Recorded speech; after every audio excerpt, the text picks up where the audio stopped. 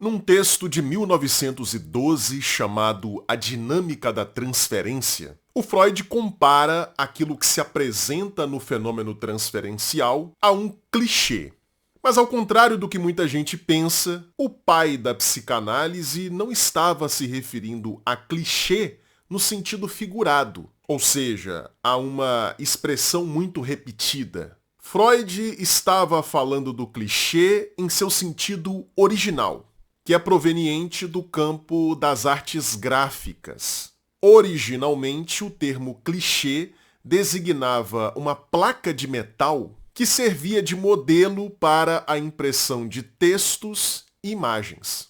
Ou seja, nós estamos falando de um artefato cujo mecanismo de funcionamento é muito semelhante ao de um carimbo.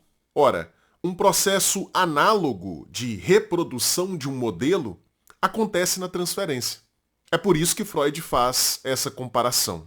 De fato, o que nós observamos em análise é que o paciente reproduz, na relação com o terapeuta, certo modo estereotipado de se relacionar com as pessoas de forma geral.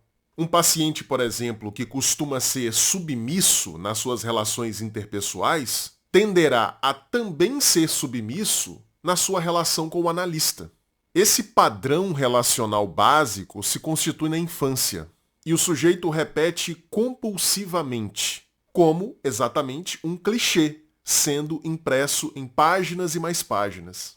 A grande maioria das pessoas não percebe que possui esse padrão porque no dia a dia consegue justificar o seu funcionamento em função do contexto. Por exemplo, uma pessoa que costuma ser submissa pode dizer o seguinte: Eu sou tão submisso no meu trabalho porque eu tenho medo de ser demitido.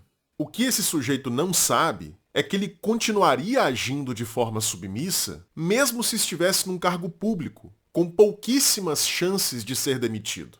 Ou seja, o padrão se impõe independentemente das circunstâncias.